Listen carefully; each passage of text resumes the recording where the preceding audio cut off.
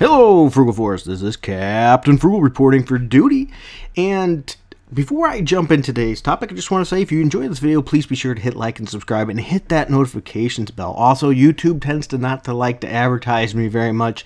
So if you don't mind, go check the info bar down below. We have a Patreon link where you can help contribute as little as $1 a month. And we do like to give back. We have exclusive Patreon videos each month. I like to put one up there, as well as giveaways. So we do appreciate your support, and anybody else too that's watching and subscribing, we also appreciate you as well. So thank you, new as well as old subscribers. Without you, this channel would not be possible. So anyway, if you know me, you know I tend to like to buy comic series and complete runs. Yes, I buy issues right off the shelf at the comic shop, but once in a while I find a good deal, like on eBay or something, and I like to buy a complete run. And I stumbled across Young Justice, and this was a 1998 series written by Peter David. I've read some issues in the past, but I never had the complete run. So once again, this was I think it was started in June 1998. So I'm a fan of Peter David's work in general. Not everything he's done, but I tend to like a lot of his stuff that he's done, like this Hulk work. Granted, the guy needs to learn how to pay his taxes, right? It is what it is. But anyway, so I thought I'd pick this up and give it a shot. And it clearly is a piece of its time. It has that 90s tude. It has to have, you know what I'm talking about when I say 90s tude, the look and everything of it. It was definitely there. It had a good cast of characters. I'm not a huge fan of all of them, but ultimately it was pretty good. It had Robin in there, had Superboy in it. It has Wonder Girl, Impulse, Arrowette, Beast Boy he wasn't on the team. Sorry, Beast Boy wasn't on the team. Empress, he was on the team. Lobo was on the team as well. And of course, I'm sure I'm forgetting some. Oh, Red Tornado was in it. Snapper Carr was in it too.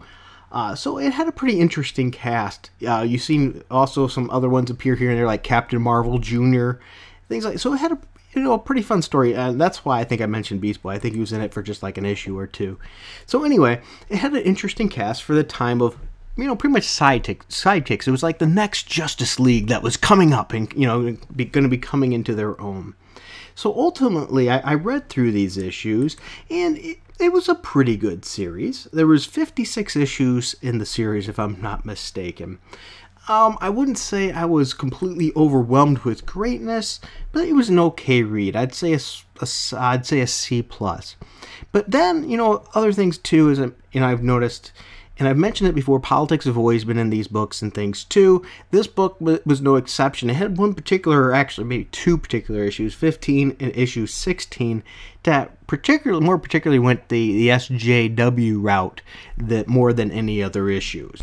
So as we see here in this particular issue, there's an argument with Dr. Marcy Money, which is like the guidance counselor, I believe, / principal. And you hear Arrowette comes to the door, and she hears through the door, "Stupid, you think I'm stupid? No, Ricky, I was the stupid one. We're just too different. Can't we just part friends?" And you see him busting through the door. "No, we can't. Out of the way," Pipsqueak, as he hits Arrowette. She's like, "Doc," and the doc is crying. She's like, "Sissy, please, I know we have an appointment, but now isn't a good time." She's like, "Are you kidding me? It's the perfect time. You need emergency makeup, repair stat." And so she's helping make her up. And then she goes, "These creeps are not worth it." And then the doctor, which is, as I said, like the school counselor or whatever, says, "I know, I swear, Sissy, if he had a gun, I think he'd have shot me. That's why I'm in favor of gun control."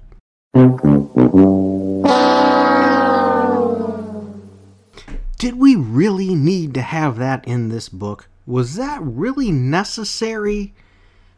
How did that little bit help this story at all? It's things like this that take us away from the story and get us aggravated. So then we go to another scene the next day where Sissy's going back to school, and she got a ride from Superboy and Robin in that alien type of car. But when she gets there, she finds out something terrible has happened. Says, "What?" She sees before her, bearing her path to school, was not supposed to be here. This is her sanctuary. the boredom part of its charm. This is the place where nothing touches her. Not her mother, nor supervillains. Police should not be here.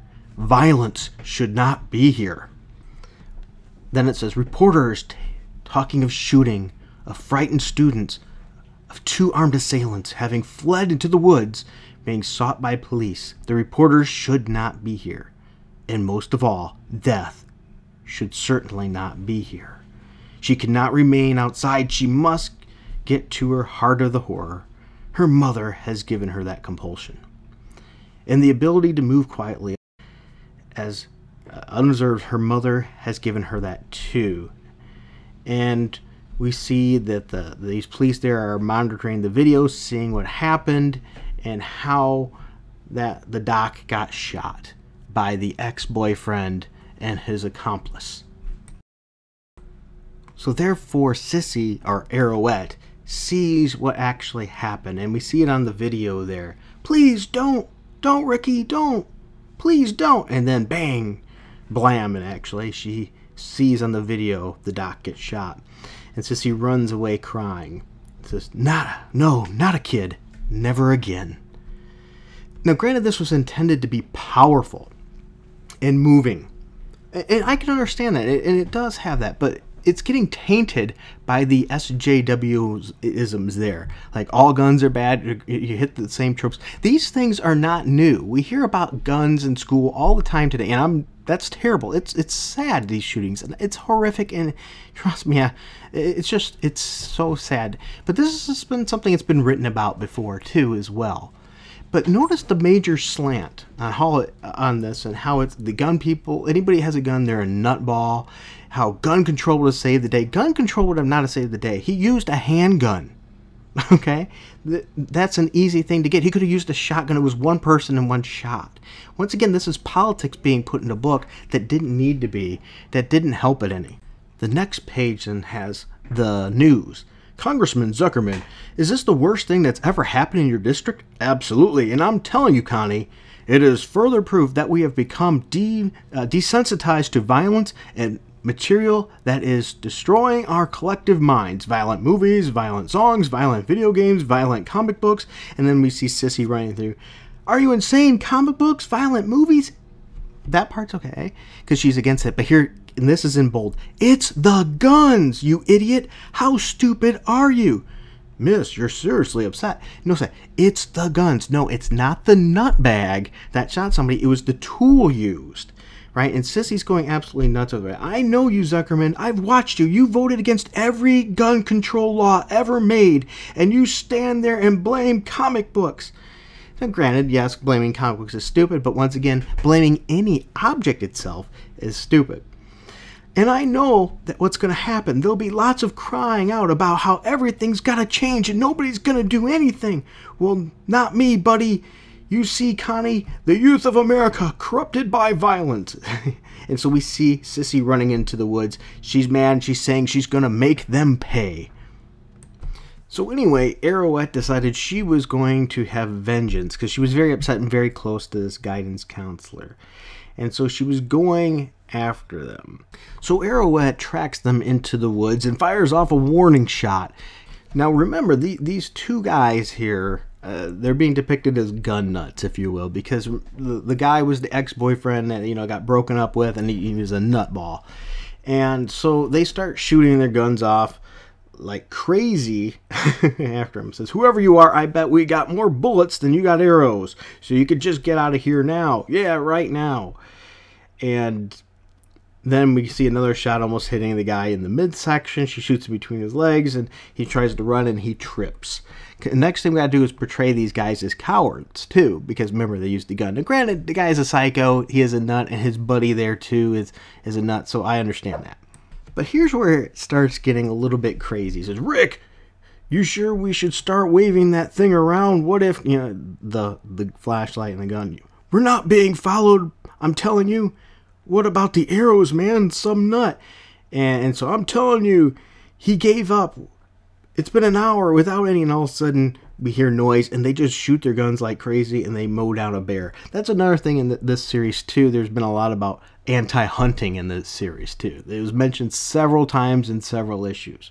Well, anyway, oh, man, we kept Boo Boo. We're slime, man. So now, they weren't slime when they shot to death a woman, but they're slime because they shot a bear. That was some pretty cringy writing at that point. And then Arrowette gets shot at some more by these guys. They sort of hear where she's at, and she falls from a tree. So anyway, Arrowette, shortly after, takes care of the accomplice, gets him tied up, if you will, and continues to go after the main villain here, the guy that killed the counselor, Ricky. And Ricky runs like mad because he has heard that there is nothing more dangerous than a wounded animal. He is about to find out that he has heard wrong. And we hear Ricky yelling, "A girl! A freaking girl!" And he's shooting all over like crazy. And I'm sorry, but if anybody that knows how to use a gun or has any gun sense, you don't shoot like that.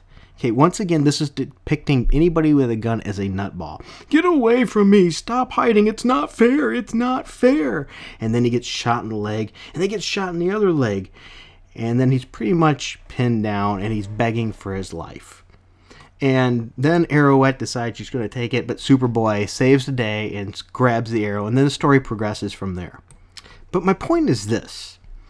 This issue could have been really good. It had potential to build up something and a killer and somebody has real emotion. But it was ruined because the ham-fisted political agenda and ideology of the writer. Peter David is known to have written some very good things, but you know, it's times when the writer lets their own ideology seep into their work that tends to destroy it. If you want to read a good story about guns as well as gun violence in school, look up the Robin series. There is 2 particular issues. I have a video on that. I'll put it in the info bar down below that handles the topic of guns in school. And it doesn't lecture the reader and tell you how to think and make anybody that has a gun out to be an idiot or how gun control is the only way. It is done much more sensibly, and it makes a great story, where this has a great potential, but it is ruined because of the person's own ideology getting in the way. This was one of the few, in my opinion, Peter David fails. This series, as I said, was loaded with tude, but it had a lot of issues like this. This was the worst culprit, but there was a lot of anti-hunting and other little jabs here and there throughout the book. A good writer has the ability to be subtle. Heck, you can even put these kinds of things in where it's not so ham-fisted it doesn't bother you, which really surprises me that Peter David couldn't pull it off in this, whereas he was really able to in a lot of others. But maybe he figured it was for a younger audience, so it was okay to be more pointed like that, which I think it only hurt the series. This is a series that could have been great. Could have been really, really good and showed the growth of the characters. Instead, it was handled with a little bit too much tude, a little bit too much jokiness, and too much SJW ham-fistedness in the story, making it, a C, an okay read, nothing I would go out of my way for. Well, have you read this series? If you have, let me know your thoughts on it. Did you enjoy it? Am I too harsh on this issue, or did you notice a lot of this kind of stuff in the book too? I'd be definitely interested to hear your thoughts. Alright, once again, I'd just like to say thank you to all my supporters, all my subscribers, new and old. Without you, I wouldn't be able to do this, so thank you so much, and until next time, keep it frugal.